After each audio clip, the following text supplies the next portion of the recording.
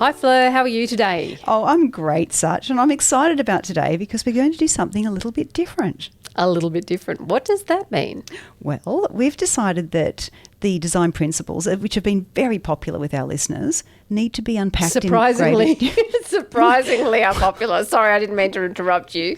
Well, I think that's kind of a really good sign, though, because if people are paying attention to the design principles, then it means that they're really going into the beginning, the theory of what makes a garden work right from the beginning.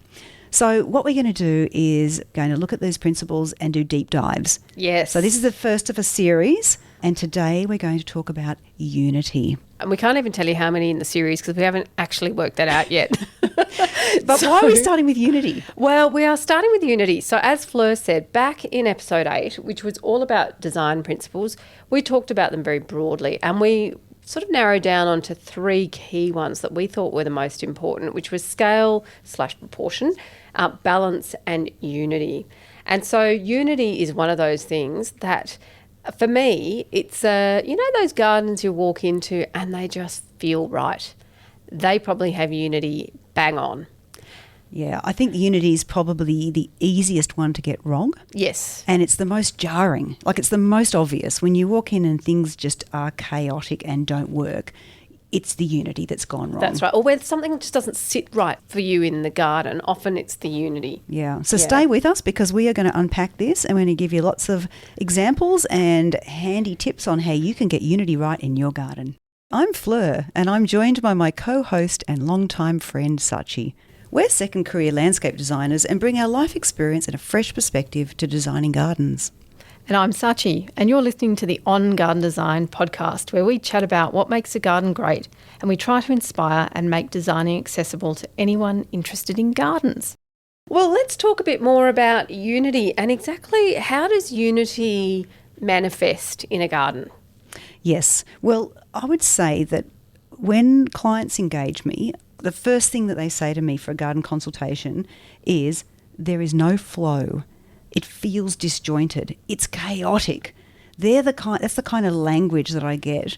And what they're saying to me, the other one I hear. Yeah, well, that's what they're saying to me is it's disunity. Yeah. My garden isn't working because things aren't unified. And it's, I think, if you look at your own garden and you say it feels chaotic, there's things that don't kind of match or work or complement each other, or the flow is disrupted and I can't kind of feel that it's working for me, then you've probably got a disunity issue. Yeah, that's true. Or you've got a unity issue even. Is disunity a word? I don't know, but it sounds good, so let's just run with it, okay? Let's work on the premise that disunity is the opposite. Disunity is the opposite, exactly, of unity. Okay. But I think I'm going to just give a bit of a definition of what unity is for those people that like their definitions, and I know, Fleur, you're one of them. Oh, yes. So unity is the cohesive, harmonious effect that is achieved by connecting all elements of the design through the repetition of materials, shapes and forms and proportions. So just if you're trying to get your head around what we're talking about, that's the kind of definition that might be useful. I'm going to challenge you slightly on that. I knew something like this would happen. Only because I think the first half of what you said was good, but the second part when you said it's achieved by the repetition. Yeah, I think there's more than repetition. Yep. I okay. agree. So I agree. We'll get into that because I think there's a lot of different ways. So if it's just about repeating materials, then I don't think you're cracking it. No, I think you're right. But I didn't think it would be useful to read out a paragraph on how you achieve unity because it's one of those quite conceptual things. And I think while unity is probably the same for everyone, when you look at something, it can be achieved in many different ways. And so coming up with a single definition that captures it all is probably a little beyond my, capacity. If we're thinking about what unity is as an harmonious relationship of its parts. I'm worried you're going to ask me a really hard question. Here it comes. That's right. Everybody get ready. Well, I don't know if it's that hard. But what makes a garden disjointed?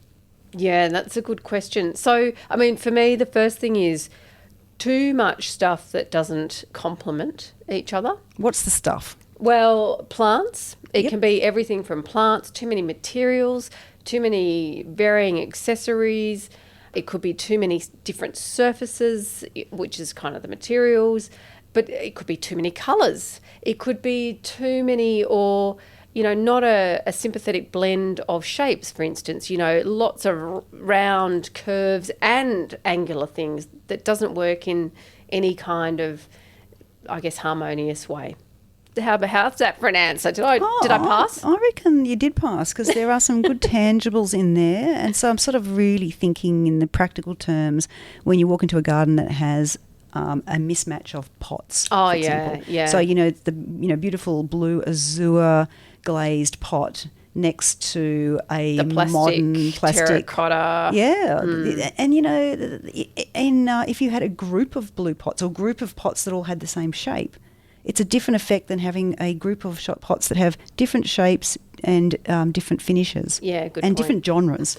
I actually think the one I see, or the one perhaps that jars most with me, is different surfaces, too many of them. So, you have a gravel, you have a pebble, you have a paving, you have different types of paving, you have a round paver, you have a crazy paver, you have a rectangular paver, it just gets chaotic and there's no sense that it all works together. I couldn't agree more. And I think because there's so many wonderful modern materials now that people all want a little bit of, they want that circle where you put your bistro setting to be crazy pave. And then the surface going out there is a really nice, straight, big, modern paver that actually doesn't really match. And then you've got a nice little header edge, which is something different. And then it wanders into a timber sleeper lined paths with topping. That's right. And then you go through the some kind diamond, concrete pavers with mondo grass between them. Yes. And there are so many examples. And I think people get excited about surface finishes. But probably the key sort of takeaway from that point is be disciplined, be restrained. Yes. Pick maybe 3 surface finishes. And in fact, I actually, in doing a bit of thinking and reading about this last night, there was one reference I read and they said, keep it simple and a rule of 3. Yeah, 3. which I thought was a really good one. And they actually were talking about surfaces and they basically said 1 gravel, 1 stone floor and 1 wall stone. Yeah. And I mean, that's not a hard and fast rule, of course, but it is absolutely something that you might want to be thinking to guide you. But I wanted to talk about the converse of keeping it simple. Don't keep it too simple because it can become very boring. That's a really good point. I had this as a note, so I'm not sounding particularly clever. I actually had it written down because we use notes. We can fess up. That's right. There's no structure. There's a structure, but there's it's not scripted. No, that's right. But you triggered me right into this point, which is the difference between unity and variety. So let me kind of I wrote this down because I really wanted to get it right. So unity represents the control of variety. Okay, so when something's unified, you've got limits and parameters on your variety, and variety provides the interest within the unity. So this goes to your point of if it's too same, it's boring. And I had a great discussion with Michael McCoy on the New Zealand tour last year, and we were talking about at what point does unity become monotony, and how do you as a designer make sure that you're not being too true to a style that becomes really boring. And in the discussion, his advice was to avoid that. So to avoid unity becoming monotony, set up a pattern. So that's your pattern of unity in your layout, and then choose places to break it. And that adds in the variety and the interest. And I thought, that is terrific. It's a bit like when you see, and this is a really silly analogy, but it might work. Oh, your analogies are good. Doona covers. Doona covers which have like a floral pattern on one side and then they might have a quite angular pattern on the underside. Do you know what I mean? Yes, I do. I find that jarring, but other people really enjoy it. But the idea is you only see one side at a time, no, right? No, but I don't think you do because lots of people will throw things back so you've got half exposed, you see. Yeah. And I think it's a bit about, some people have a greater tolerance for that kind of thing than I do. I know exactly what you mean, and I just thought it was like if you change your mind and you want to have a bit of angularity in your life for a week and then you wash your doona cover and you put the flowers back on. No, I don't think so. I think it's actually about having that contrast, and that's the whole point. Yeah. Anyway, so you're right. Different who knows? tolerances. That's right. I'm sure Different everyone can make their own judgments about whether that works or not for them. Okay. Well, let's get into some of the how we achieve unity, and then look at some examples. That sounds good. That sounds good. So, I do, though, want to go back to repetition, because repetition is important in helping to create unity. It's a really easy way to do it. We don't have to go back because it is how. How do you do it? Well, it is the how, I guess. So, but, it's not the only way, but it is a very easy way to build some unity into what you're designing. Yes. So, because it provides, and I really liked this description of it, it provides continuity and it prevents a restless effect, which is, I think, probably what I'm feeling when I look at the doona cover with the angular thing underneath. That just makes me feel a bit like it's kind of disrupted the harmony somewhere. It's chaotic. Yeah, exactly. So it brings coherence. Repetition brings coherence. It's calming. Yeah, and a sense of rhythm and flow will often come out of that. Is it because your brain triggers that certain things belong in this space? I think so. And then when you see familiarity. Something and those things are complementary, and then you see something that doesn't belong and it feels very jarring. One of these things is not like the other. That's right. And so then isn't that the trigger that says that doesn't belong, that's creating disunity, let's get rid of that? Yes, yeah, I think that's right. And I think the challenge is if you have too many of those disunifying elements, then it starts to look chaotic. Yeah. Can we talk about the garden we recently visited? I'm giggling because it was pretty funny. In fact, the garden we recently visited inspired Sachi and I to do this episode. No, it did. Because it was so full of lessons. That's right. It was disunity personified. It was brilliantly disunified. And it was so well done that I thought it must be deliberately done because, it was so disunified that I thought, how could you do that accidentally? No one could do this accidentally. It's got to be deliberate. So, for example, some of the things we saw is this garden had a lot of beautiful pottery pieces, like big, bold, very classic shapes and very... probably what I think of as more traditional pottery shapes. Grecian urns is what comes to my mind. And all with the same sort of glazing. So I had a lot of these pieces around the garden. If it was just those pieces, then that would have been showcased. But next to those pieces, in the same little garden room, might have been another sculptural piece of completely the wrong genre. So it had, for example, some farm machinery, rusted farm machinery that had been turned into a sculpture. There were modern whimsy pieces, like the modern painted logs and things made to look like kind of potentially human forms, things like that that just didn't work with the classic pottery. And that's right. I'm just talking about sculptures here. And then that didn't even go to the plants, which there was this bizarre eclectic mix. And then we could talk about the styles. But talk about the plants. So hang on. I want to talk about the styles first because the one thing that really stuck in my mind is there was a labyrinth in this garden. And labyrinths are probably Celtic, something like that. And in the middle of the labyrinth was a Japanese pagoda. Oh, yes.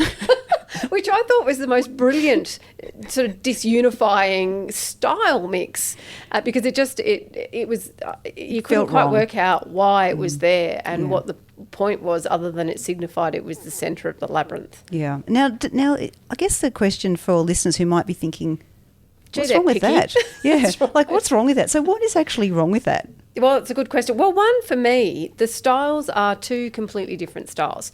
The Celtic shape of a labyrinth, it was a round labyrinth, which they have a very particular layout. You often see those tattoos are the thing you often see.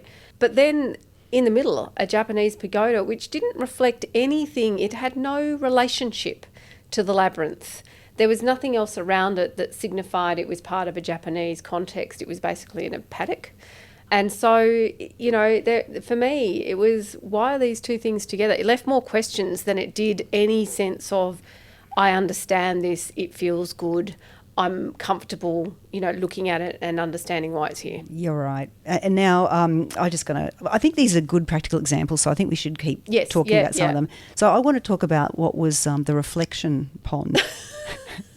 I want to talk about the wok that was sitting on the floor next to it. Well, there's this reflection pond. This had a lot of potential. this area, but it was it was one little entrance in, and then the whole thing was surrounded by a very bright flowering red rose. A beautiful rose. Yeah, beautiful rose, very vibrant, very floriferous, and quite a tall hedge. Tall hedge. wall So you as well. walked in and you were kind of in what would be otherwise a serene space, but then you had this massive paving with a small reflection pond that wasn't of scale and proportion. The proportions were really out.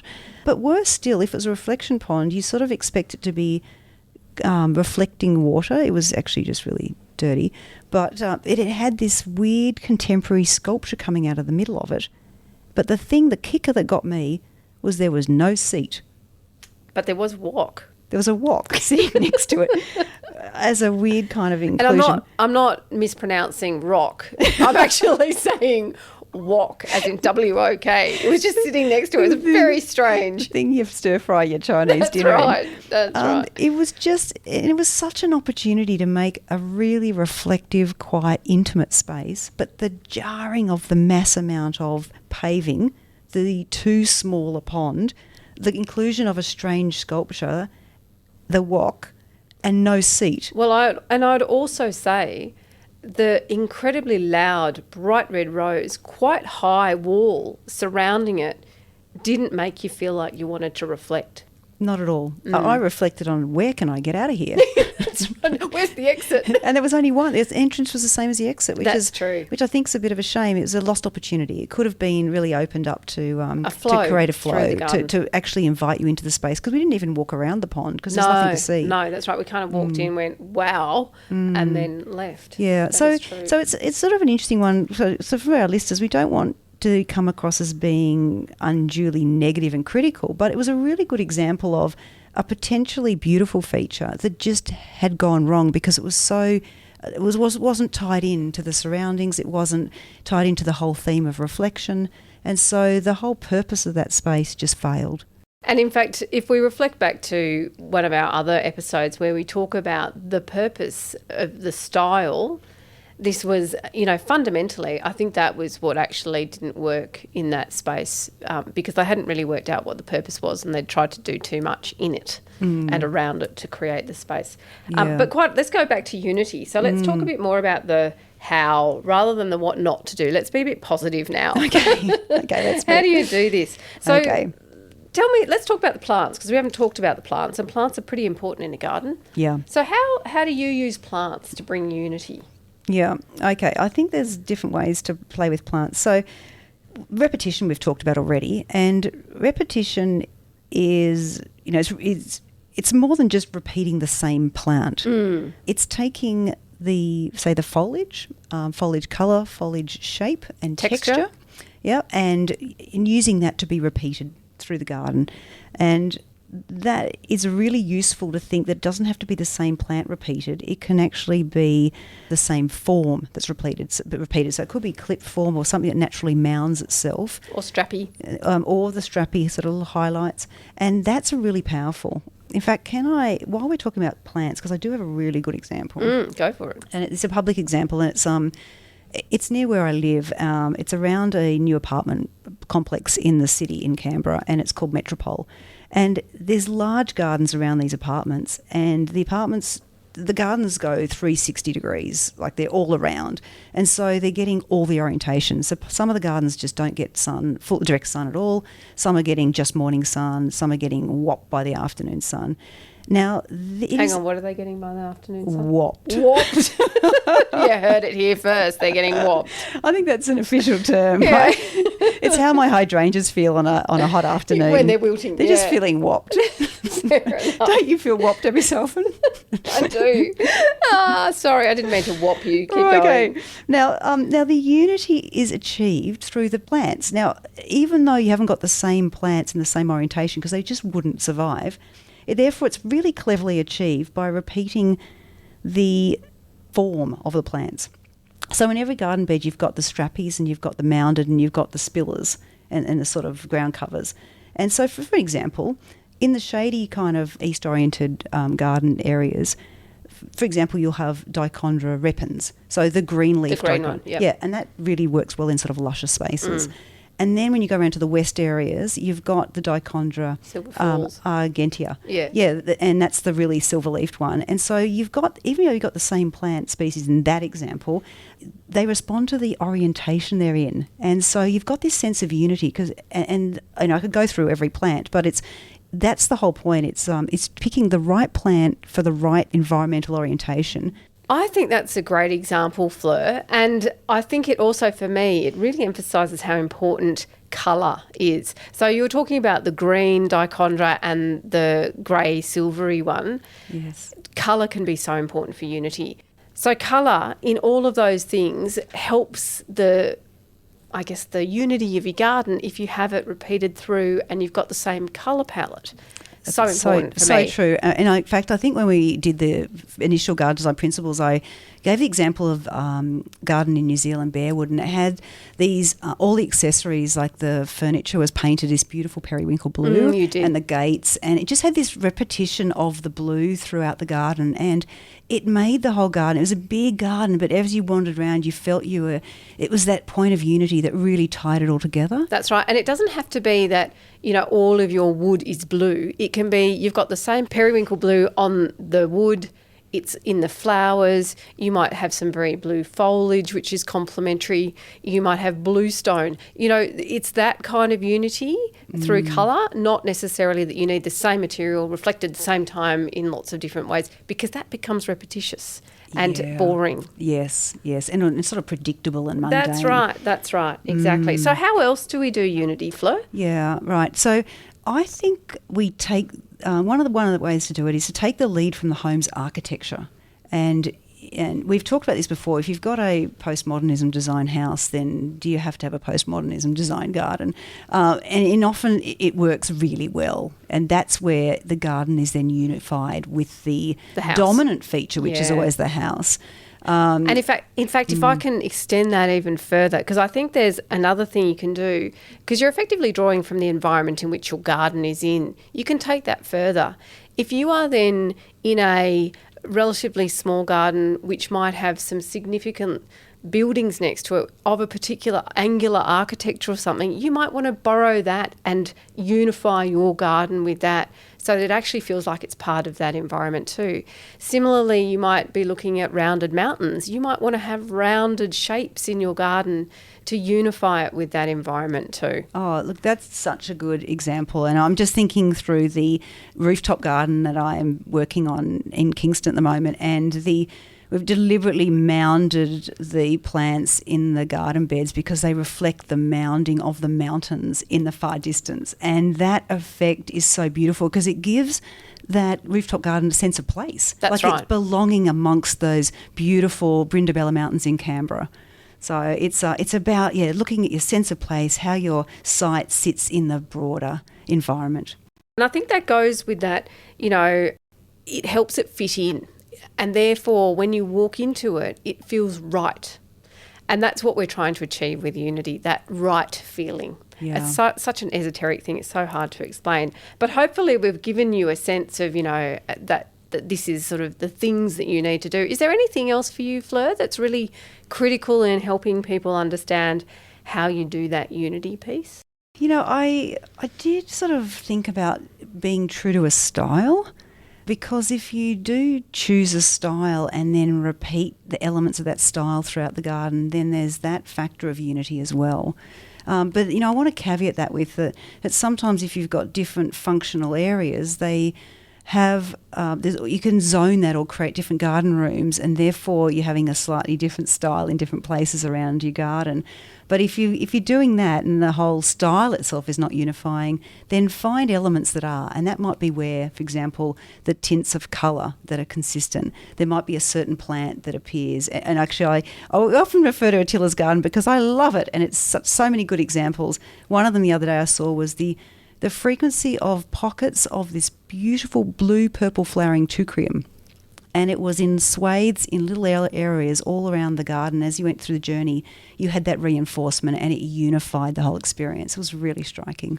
I think that's a really good one, style. But we also need to, because I'm reflecting back on the episode we did, which was about your what is your style. And when we opened that episode, we actually talked about our styles are a fusion of something. So you just need to be careful that you aren't so true to a style that you lose yourself in it as well. But absolutely, if you have I guess it goes to that theme. If you have a theme which you can see is continuous and coherent, you get unity. Yeah. And so, that might be through style, it might be through colour, it might be, through your plantings. You need elements that are always going to somehow reflect each other to get unity. Well, how about this? How about if I throw it out to all our listeners and even to yourself, and you say, what is it in my garden that creates unity? So what have I got that is repeating a plant form or a foliage colour or a shape or a particular accessory or a genre that unifies my garden? It's a good question. What would you answer? I would say a couple of things. One is the use of the tumbled clay bricks that I use in all the hard standing areas, and that's a consistent, deliberate use of those. And another one is that all of my accessories and things like the frame of the glass house and my pots are all done in a dark grey, almost black. And that is it's like a signpost through the garden that they all belong. It's interesting, isn't it? Because mine would also be my hardscapes with my wood decking, and then I've got some granite dark grey pavers that are reflected throughout as well. And the dark grey colour is also picked up in a couple of other elements throughout the garden. But I also have repetition in my my plantings too. So I have crepe myrtles and agapanthus feature quite heavily, along with some star jasmine too. I think we've probably unpacked this one about as much as we possibly can today. Yeah, look, it's so important, and I'm just really hope that the examples we've given are uplifting for our listeners, because even though we've showed some areas where it doesn't work, that's often the best way to learn what doesn't work. So do go into your garden, have a good think about it, and hopefully you can start to tweak little things and say, you know what, it's always grated on me. Sachi and Fleur have given me permission to take it out. That's right, exactly. Or there is something in your garden that you really like that you think, I need more of that to bring the rest of the garden together. Yes. That's the other way of reinforce success. Yeah, that's right. So you're actually picking the thing that you really like and you're making more of it. And that's what we're garden. doing. We're reinforcing success by doing a series on principles. So stay tuned, because the next one will probably be scale and balance. That's right. Or scale or scale balance. and proportion. Yes. Scale and proportion, probably. And we have to work it out, as you can tell. Yeah. Anyway, it's been great talking today. We will talk to you again soon. Don't forget to find us on Spotify, Apple Podcasts, or wherever you get your podcasts. And if you're really enjoying your journey with us, and we hope you do, because we feel like you're all out there having a cup of tea with us. If you really like what we're doing, buy us a coffee and we'll have the link on the site for you. So we'll give you those details on the Instagram site. Great to talk to you. We'll talk to you again soon. See you later. See ya.